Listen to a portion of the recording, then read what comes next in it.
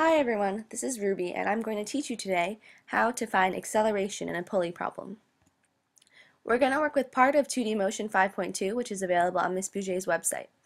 And we're using this problem because it's very typical of a pulley problem. So it says, two blocks on an inclined plane with angle 45 degrees are connected by a rope to a third block as shown in the figure.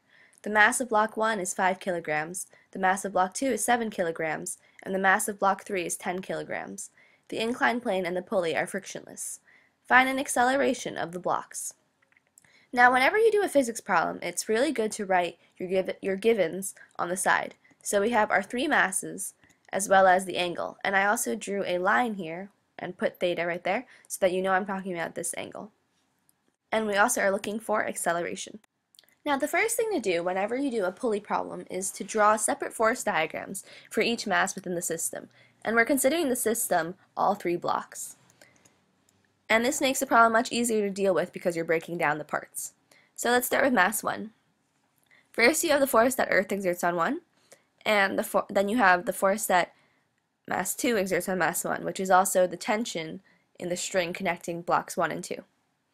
And you have the normal force that the inclined plane exerts on mass 1 in the perpendicular direction.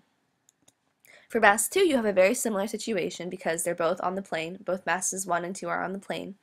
So you have the force that Earth exerts on 2, the force that 3 exerts on 2, the normal force exerted by the inclined plane on 2 in the perpendicular direction, and the force that 1 exerts on 2.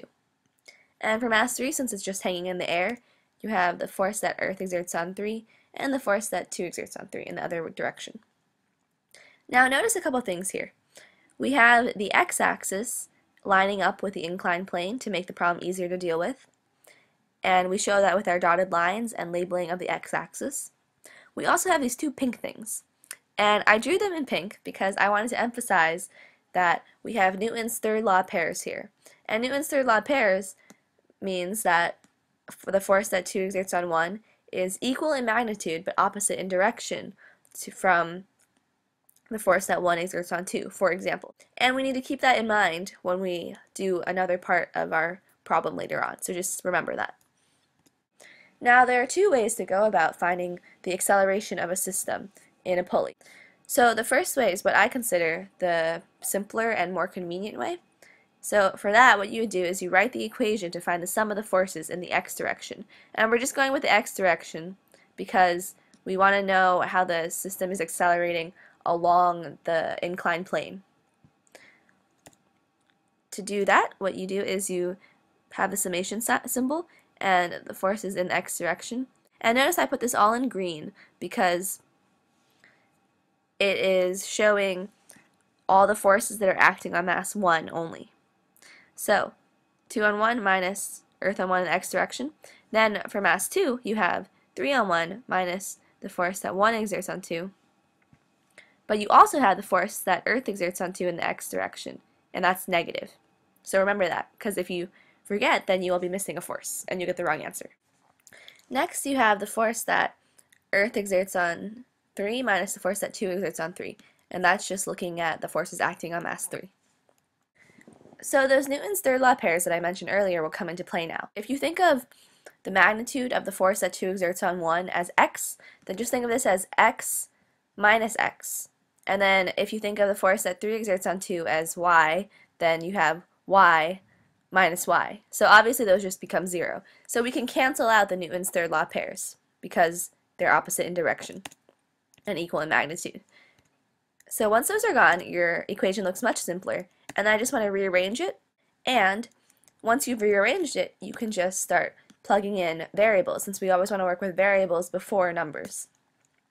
But to find the force that Earth exerts on 1 in the x direction and the force that Earth exerts on 2 in the x direction, you need to figure out where the angle lies. And that angle was theta from before.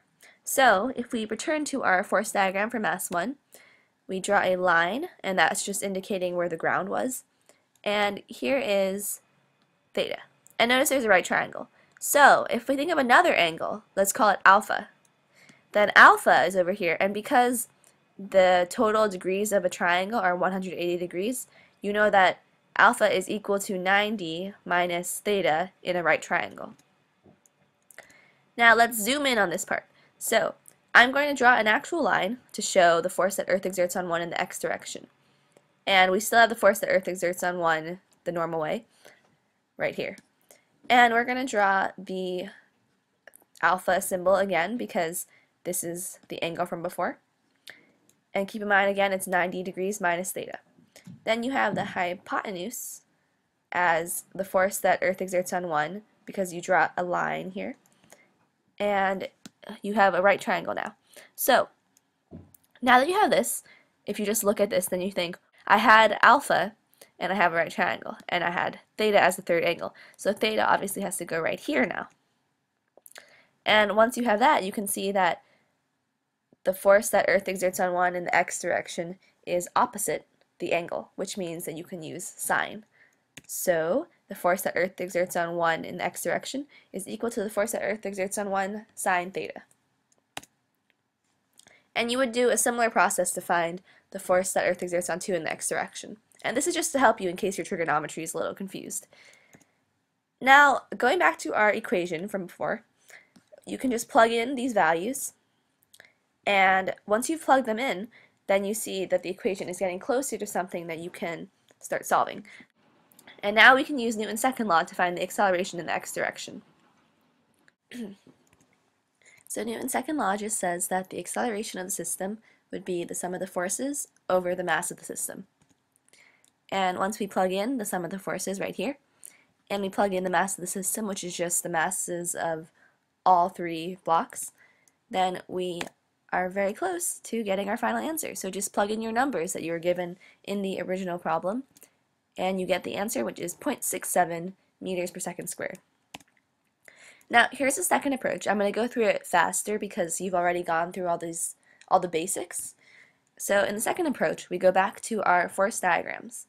And this is the approach that the textbook uses in all of its answer keys, so it might look familiar if you've been doing the textbook problems. So instead of one big equation, you write 3 smaller equations, and each equation would be the sum of the forces acting on each mass. So one for mass 1, mass 2, and mass 3. And this makes more sense once you look at it.